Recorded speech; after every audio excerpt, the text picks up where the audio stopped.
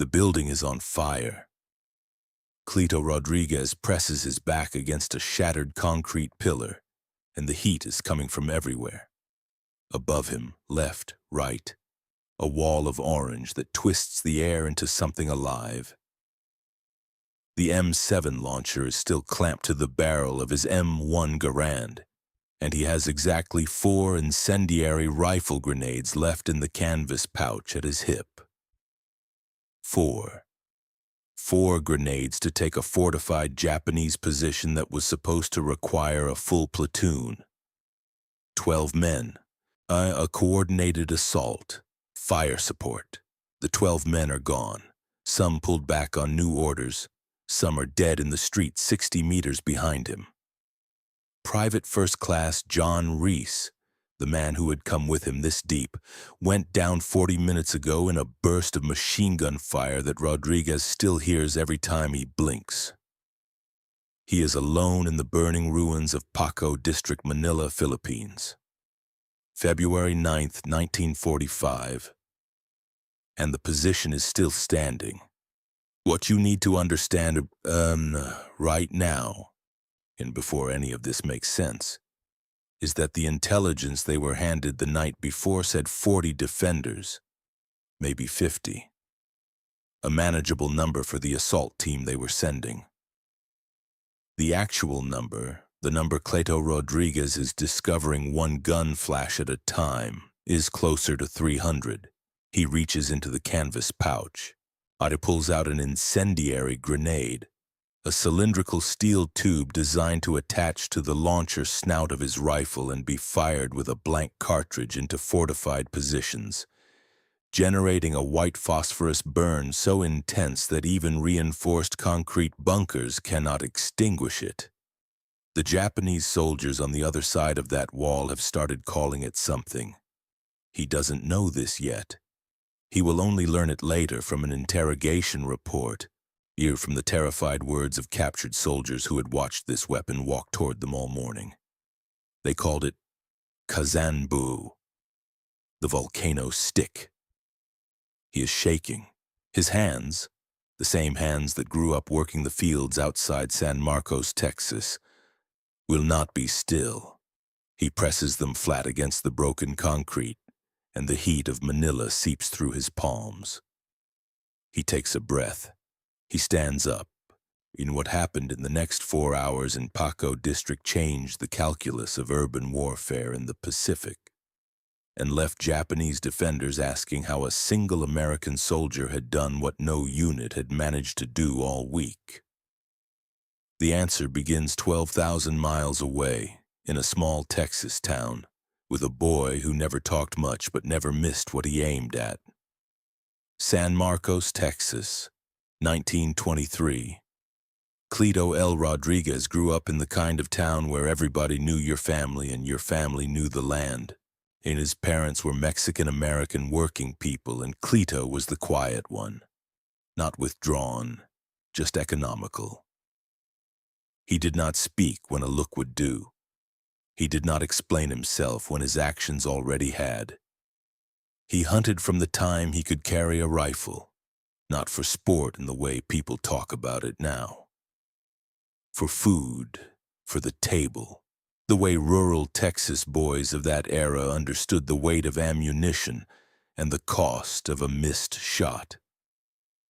Every round counted, every round meant something, and by the time he was 15, people in San Marcos had stopped being surprised when he hit what he was aiming at from distances that made older men squint and recalculate.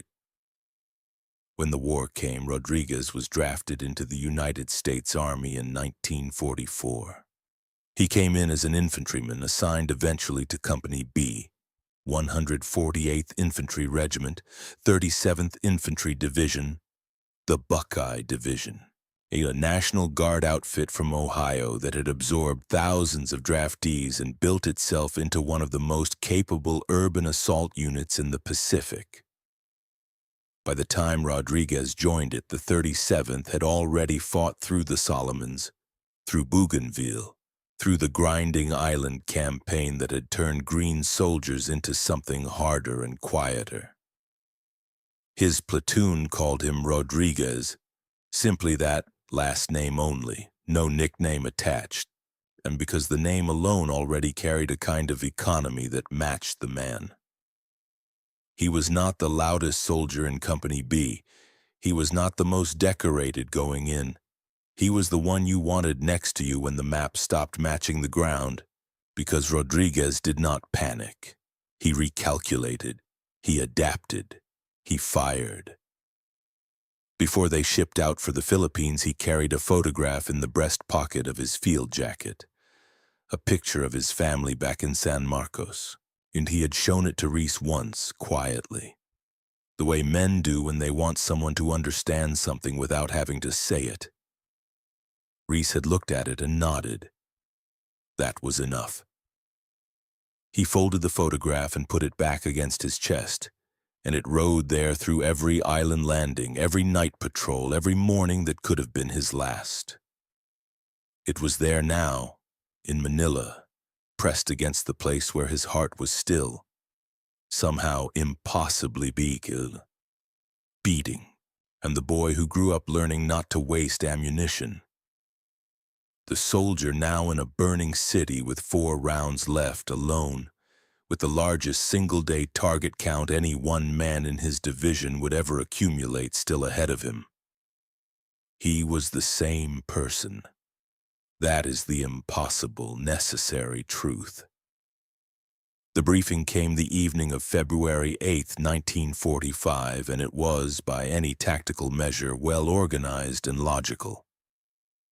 Company B, 148th Infantry, either had been tasked with clearing Paco District, a densely built civilian and commercial neighborhood in the southern section of Manila that Japanese imperial forces had converted into an interlocking defensive system.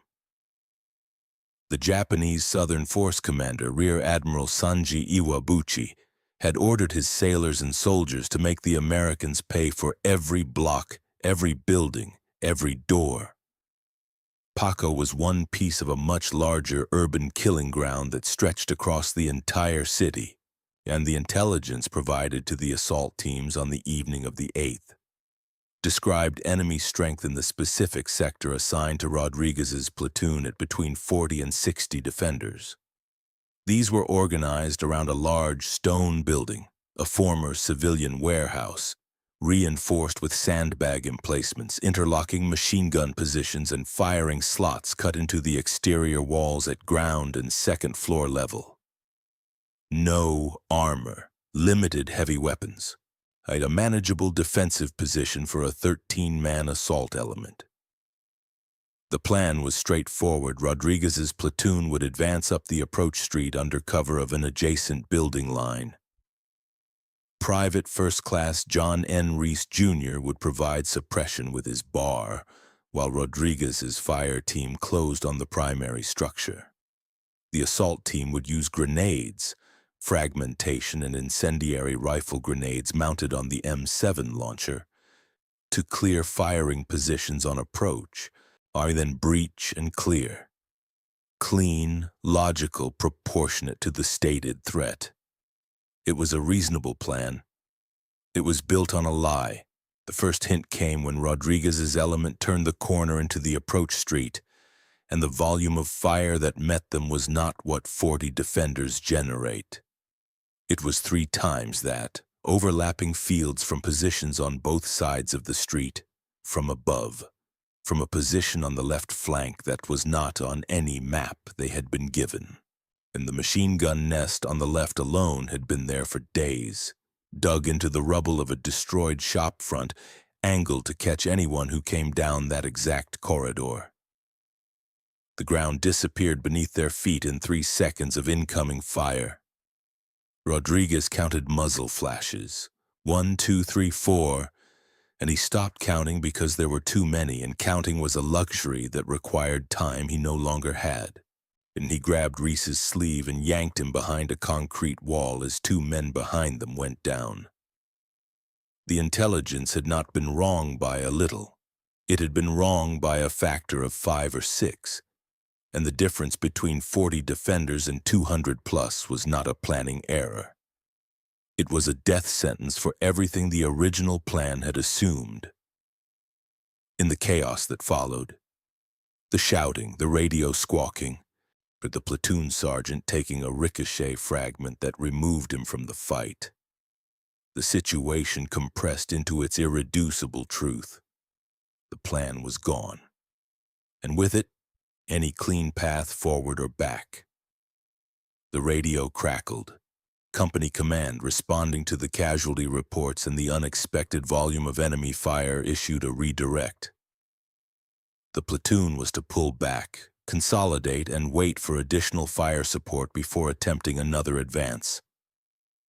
New orders, clean orders, and completely sensible orders given what command could see from their position several blocks back. The platoon sergeant was being dragged to cover. 2 men were down. The remaining men began to move, rearward, controlled, the correct response to a situation that had exceeded its parameters. Rodriguez looked at Reese. Reese looked at Rodriguez. They were already 30 meters deeper than the rest of the platoon. The building they needed, the command post of this entire enemy cluster, at the hub from which the interlocking positions were being coordinated, was 60 meters ahead.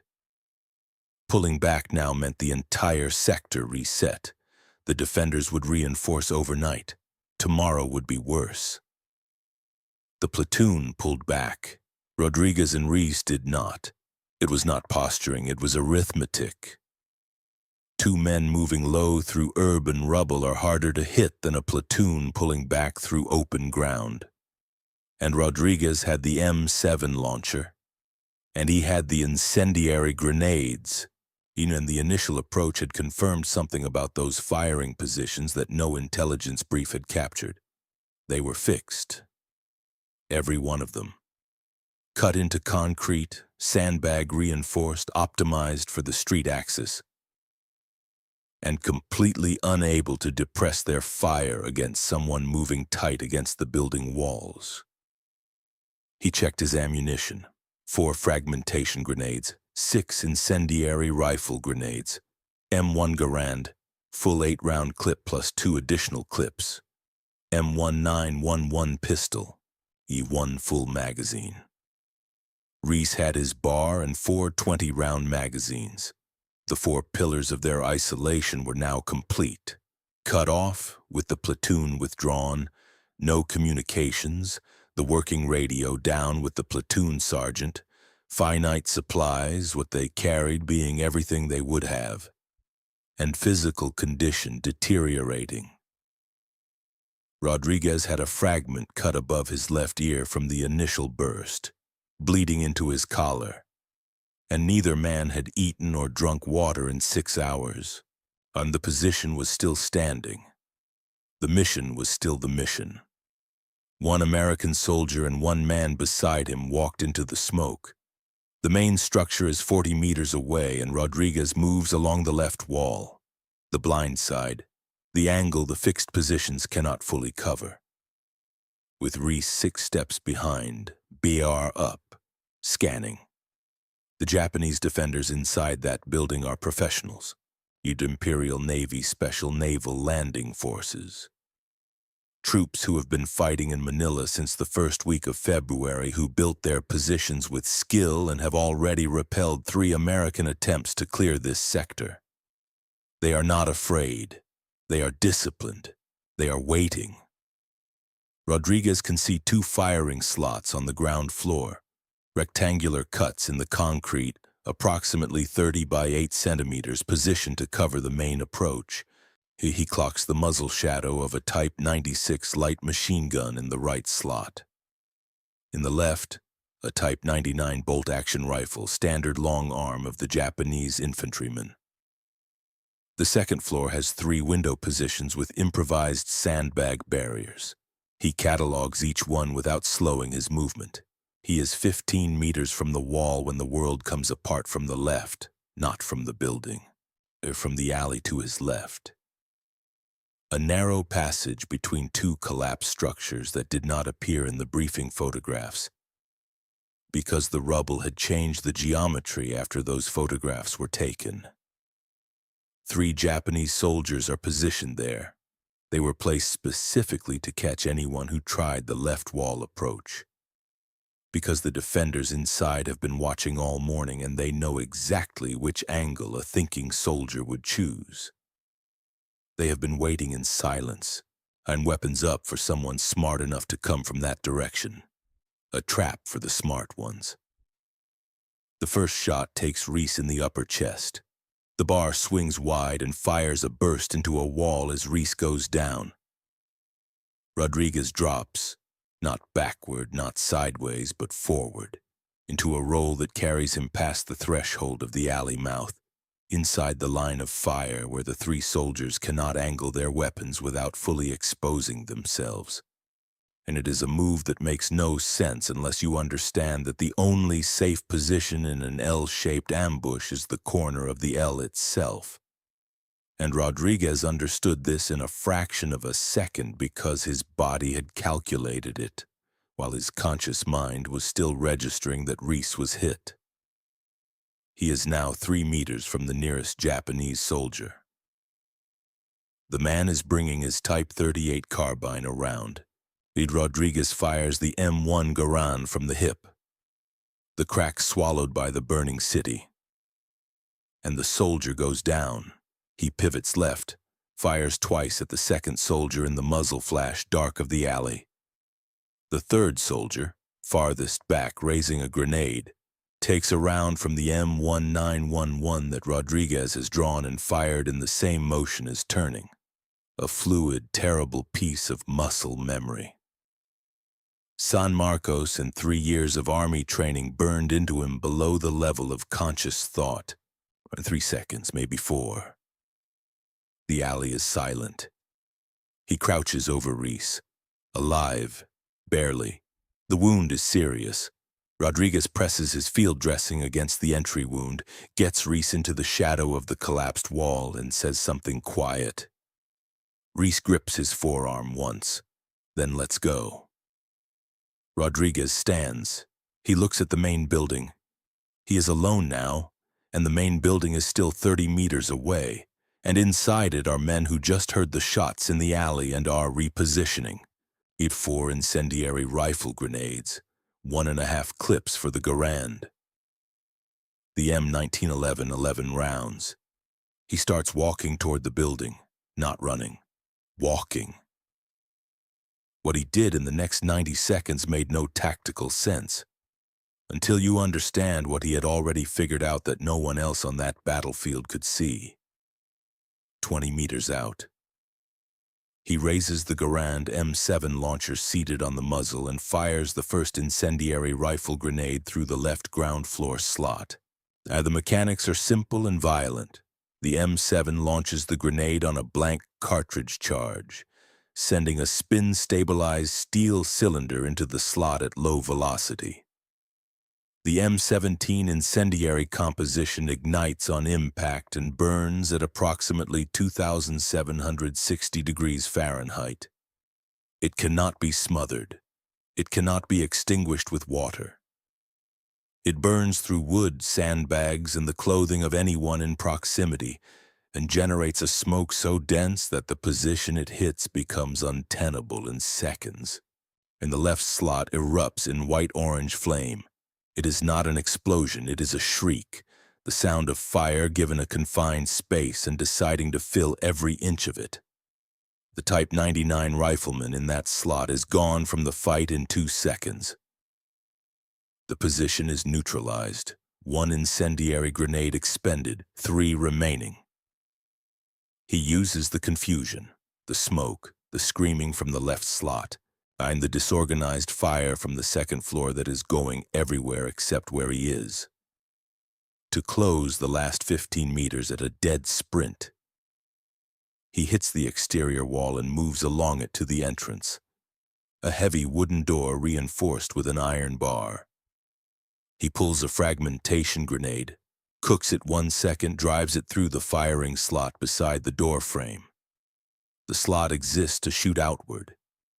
It also works the other direction. and the explosion inside is muffled and then not muffled. Secondary detonations as Japanese grenades cook off in the blast. The door buckles. Rodriguez kicks at the point of buckle. Once, twice, and it swings inward. He goes through low and fast. M1911 up because the garand is too long for a corridor. And there are 2 survivors in the entry room, and then there are none. He moves toward the stairwell. The second-floor positions still need to be cleared. And rounds a corner and stops. And they are in a storage room to his right, the door hanging open from the blast. 7 people, Filipino civilians, 3 adults, 4 children. The youngest perhaps 3 years old. They have been here, Rodriguez realizes in a horrible flash of comprehension, the entire time. Through the initial approach, through the ambush, through the incendiary grenade that lit the left slot, behind one wall of this building while people died on the other side of it. One of the adults, a woman, perhaps 40, had her clothing torn, her face a map of the past week, is holding the smallest child against her chest. She is looking at Rodriguez not with fear, but with something worse. The expression of a person who has survived so long in the unimaginable that they no longer know what a rescuer looks like. There is a girl, maybe 8 years old. She is holding a small cloth doll. Her eyes are very large and very still. Rodriguez stops moving. Everything in his combat brain is screaming. Clear the second floor. Those positions are active. Every second is a second they have to reorganize, move. He knows this. His training knows this. The mission knows this. He looks at the stairwell door. 12 meters ahead. He looks back at the storage room. He looks at the 3-year-old. He cannot clear the second floor the fast way. The fast way is throwing incendiary grenades up the stairwell and following the fire. And it would clear those positions in 60 seconds and almost certainly reach the storage room. He has 2 incendiary grenades left. He is not using either of them until these people are out. He gestures, hands urgent, pointed toward the blown-out entrance, toward the outside, unmistakable in any language. The woman understands. She pulls the children to their feet. Rodriguez moves to the storage room door. He faces the corridor toward the stairwell. He covers the approach with the M1911 while behind him he hears the shuffle of 7 pairs of feet moving toward daylight. It takes 90 seconds. 90 seconds in which he is standing in the open with his back to the only safe direction, his front to active enemy positions, movement audible on the floor above him. He does not move. The girl with the doll is the last one through the door. A rifle round from above finds the stairwell railing while he stands still. Throws a fragment of iron and concrete into his right shoulder. A hot wire of pain that will travel down his arm with every subsequent movement.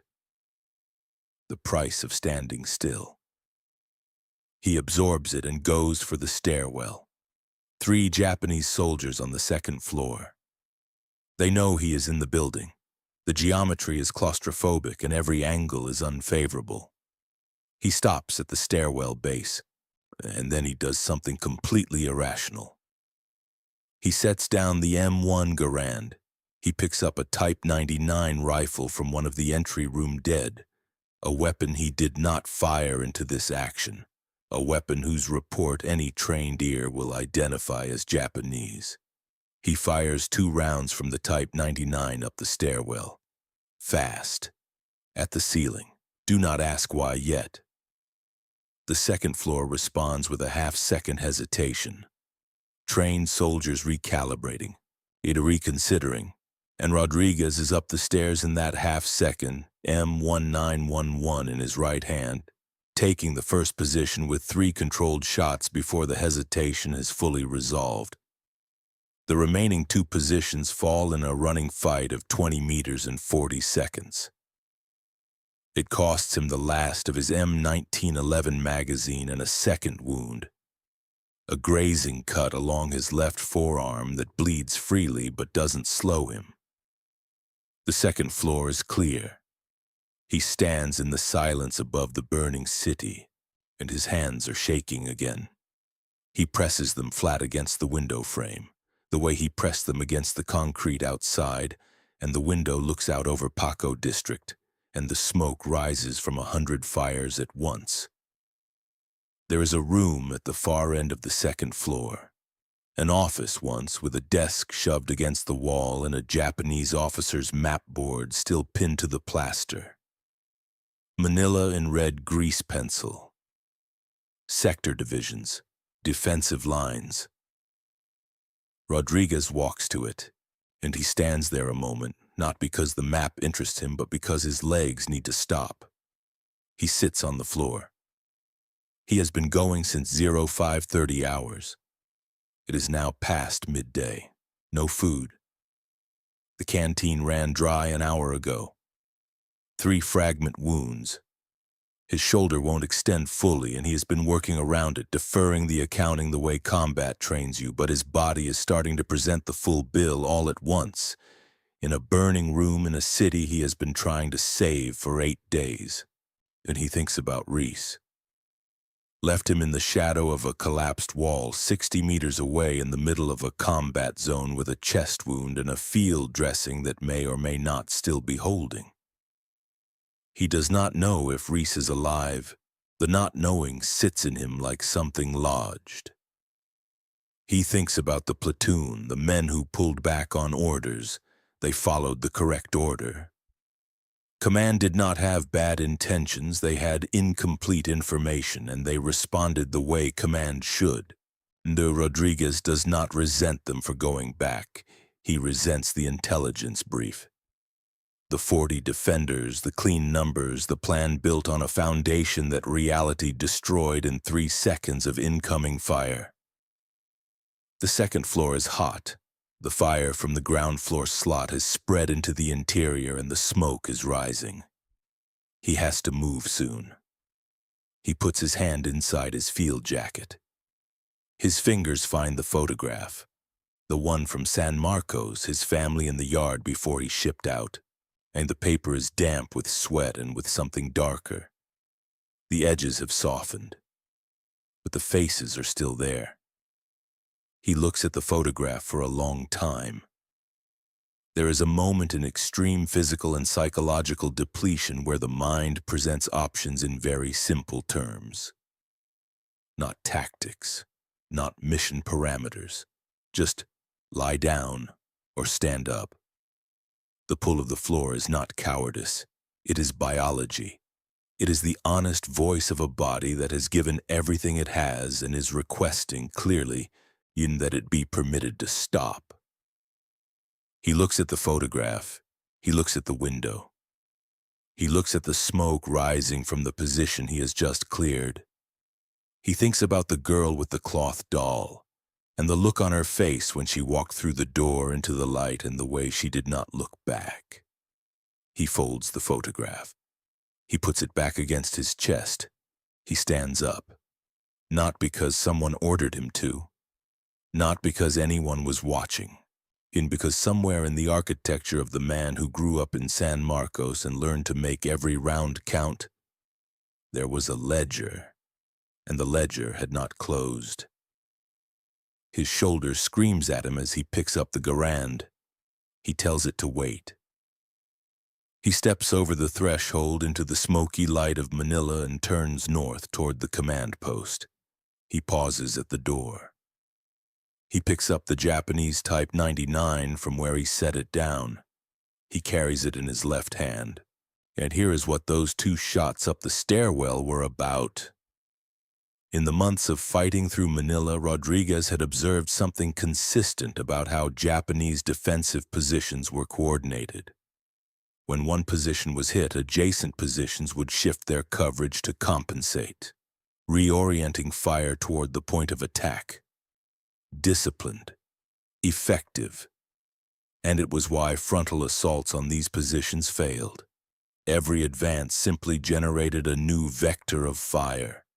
But the positions were also networked by sound identification.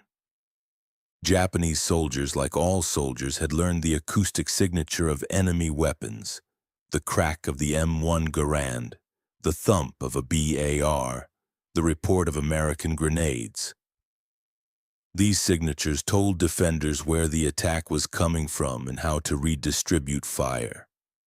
When Rodriguez fired the Type 99 up the stairwell, the defenders heard what sounded like their own weapon from inside the building below them.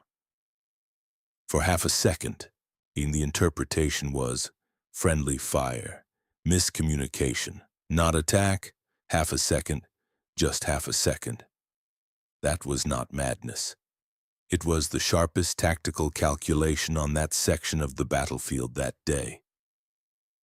It was a man who had been listening for months to the way an enemy fights, and who understood something about their cognitive response that no intelligence brief had ever articulated. He used that understanding in a burning room with 2 grenades and a borrowed rifle, and he went up the stairs in the gap it created. Now he is going for the command post. The command post is larger, 2 stories, stone exterior, 4 firing positions visible from outside, 2 incendiary rifle grenades remaining, 1 clip for the Garand, 2 fragmentation grenades, the M1911 empty and discarded. He moves, covered, fired, dropped, moved again. He fires the first incendiary grenade through the nearest window, not the firing slot below it, the window above it, and because the slot is angled for the street and the window gives him the interior room. The white phosphorus ignition is immediate and total, a volcanic bloom that fills the window frame with fire and erupts through the gaps in the structure. The Volcano Stick, walking north through Paco district. He fires the last incendiary grenade through the upper story window and the upper floor becomes something that cannot be inhabited. He goes to the door. He breaches it the way he breached the last one. What follows is 15 minutes of compressed, exhausting, ugly combat. A man with a rifle and 2 fragmentation grenades and a shoulder that is failing, clearing rooms in a burning building. It costs him a 3rd wound, a bayonet graze along his right side when he rounds a corner too fast and a defender is faster than expected. He fires on instinct from 2 feet away. That exchange puts him against a wall, breathing in shallow pulls, blood soaking into his shirt. He keeps moving. Around the north interior wall of the command post, he finds a second group of civilians. 4 Filipino men who had been forced to carry ammunition for the Japanese defenders and who, when the fire broke out above them, had barricaded themselves in the northernmost room. He heard them before he saw them. A human sound underneath the fire. He gets them out through a ground floor window on the north face, opening onto an alley clear of the fighting. He watches them go, counts 4, and then turns back. The last defender is in the main command room, a Japanese officer with a Type 26 revolver and the bearing of a man who has already decided what his final decision will be. He and Rodriguez see each other across a room full of smoke and the blue haze of burning paper.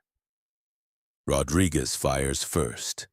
The M1 Garand barks once, the sharp, unmistakable crack that the Japanese in this sector have been hearing all morning, the sound that always precedes the fire.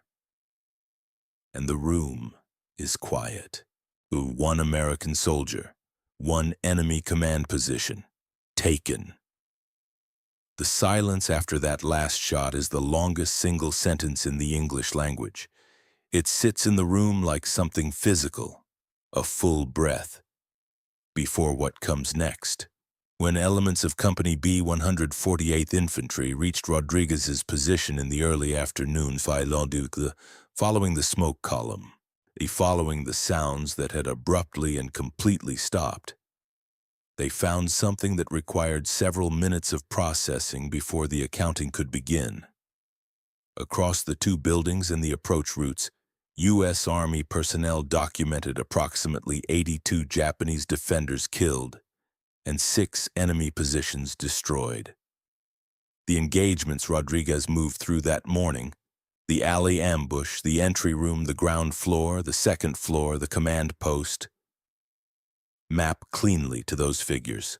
His commanding officer, reviewing the scene, stood in silence for some time before speaking. The physical evidence told the story in fragments. Expended M17 incendiary launcher grenades, burned out firing slots on 2 buildings. The distinctive white phosphorus residue on interior walls. A residue that burns itself into concrete and cannot be cleaned away. A permanent mark of where the Volcano Stick had been, and the brass from his M1 Garand lay in a pattern that read like a map of his movement. Here he had stopped, here he had fired, here he had pivoted and moved again. In interrogations of Japanese prisoners taken in adjacent Paco district sectors in the days that followed, American intelligence officers encountered repeated references to a single American soldier who had come through the defended zone with fire on his rifle. The phrase appears in multiple interrogation summaries. Several prisoners described watching the approach of a lone American. They emphasized alone repeatedly as if the detail itself was the thing that had disordered the most. Who deployed incendiary rifle grenades against fixed positions with a precision those fixed positions had no answer for. Kazan-bou, the Volcano Stick. Not a formal military designation. The words of frightened men trying to name something they had not expected to survive. One prisoner stated that when word spread through their sector that a single American was clearing positions with fire, defenders in the northernmost positions chose to withdraw rather than wait. The psychological effect of one man alone, advancing with incendiary weapons through a prepared defense, had exceeded the tactical effect. That is a specific kind of victory that cannot be quantified in a body count. Private Reese, he found by litter bearers that afternoon in the shadow of the collapsed wall where Rodriguez had left him, was alive. His wound was serious. He was evacuated and spent months in recovery. But he survived. The field dressing had held. The 7 civilians from the storage room were found sheltering in an adjacent building. When asked about the American soldier who brought them out, the woman who had been holding the youngest child gave a description to a U.S. Army intelligence officer. She said he had been bleeding. She said he had gestured to them as though their lives were the obvious priority. Not a complication to the mission, but the point. She said the girl with the cloth doll had not let go of it the entire time. On October 10, 1945, Private First Class Cleto Rodriguez received the Medal of Honor from President Harry S. Truman. In the official citation reads in part, he voluntarily attacked a strongly defended enemy position on a 2-man patrol. His comrade was seriously wounded. He, completely alone, continued the attack, killing not less than 82 of the enemy and completely destroying 3 machine gun positions and 1 mortar position. His outstanding courage, incredible fortitude, and magnificent fighting spirit against a well-armed enemy reflect the greatest credit on himself and the military service. Rodriguez returned to San Marcos, Texas. He was 21 years old. He did not speak often about Manila. Veterans of that kind of combat rarely do. Not because the words don't exist, but because the words have the wrong weight. Too light for what they're supposed to carry. And he had done something the citation called incredible fortitude. and he understood that this was the language available, and that the language was not adequate, and that this was fine. He was asked in later years about the incendiary rifle grenades, the weapon the Japanese had named. He said with the economy that had always characterized him that the weapon worked because fire cannot be argued with. You can suppress infantry fire, you cannot suppress phosphorus. And what he did not say, and what the record implies, is that the weapon worked in his hands because he had the patience to use it correctly. Not fired wildly, not expended in panic. Placed with the deliberate accuracy of a man from San Marcos who had grown up understanding that every round has a cost, and no round should be wasted. His assault at Paco District on February 9, 1945 was studied by U.S. Army urban warfare planners analyzing the Manila campaign. And the tactical lesson that incendiary rifle grenades properly employed by a disciplined rifleman could neutralize fixed concrete positions that sustained fragmentation fire left functional, was incorporated into subsequent urban assault doctrine. But the lesson beneath that lesson, the one that cannot appear in a field manual, is this. One man, with the right weapon, the right training, and the unwillingness to stop, can do what a platoon plan said required a platoon, and the civilians he protected that morning went home to what remained of Manila. There is no individual record of what became of each of them. There is only the fact that they went home. They went home because a soldier from San Marcos looked at the stairwell and then looked at them and made a calculation that had nothing to do with mission parameters. Here is what we know about February 9, 1945. Cleto Rodriguez was given intelligence that was wrong. By a factor of 5. Wrong in a way that destroyed every assumption the mission was built on. That put men in the ground and pulled a platoon back under orders that were correct given what command could see.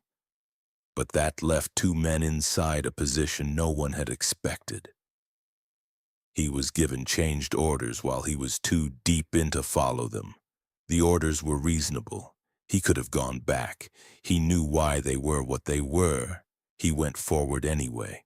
And the distance between those two choices, follow the order that makes sense or complete the thing already in motion that no one else can finish, is a distance that only a soldier can truly measure. There is no civilian equivalent. There is no way to explain it from the outside. He walked into an ambush designed specifically to kill anyone smart enough to find the right approach.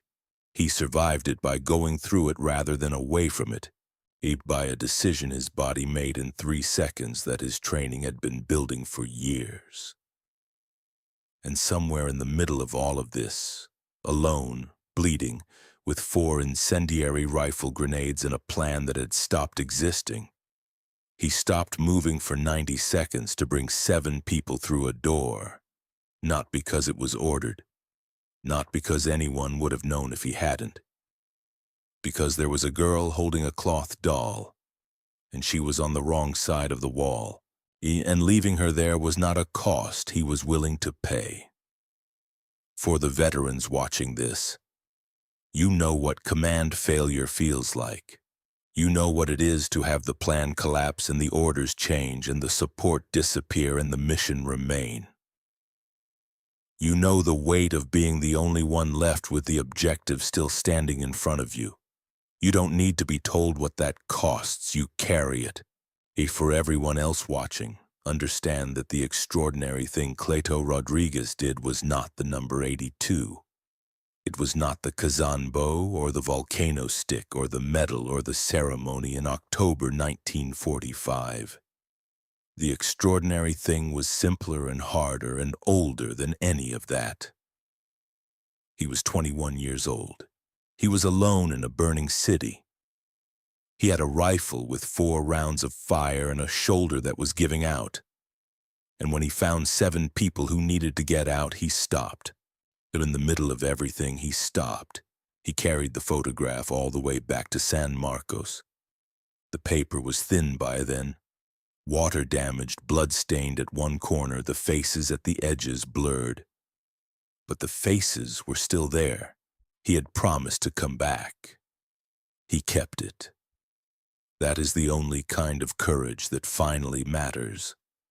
Not the kind that doesn't feel fear, but the kind that feels everything.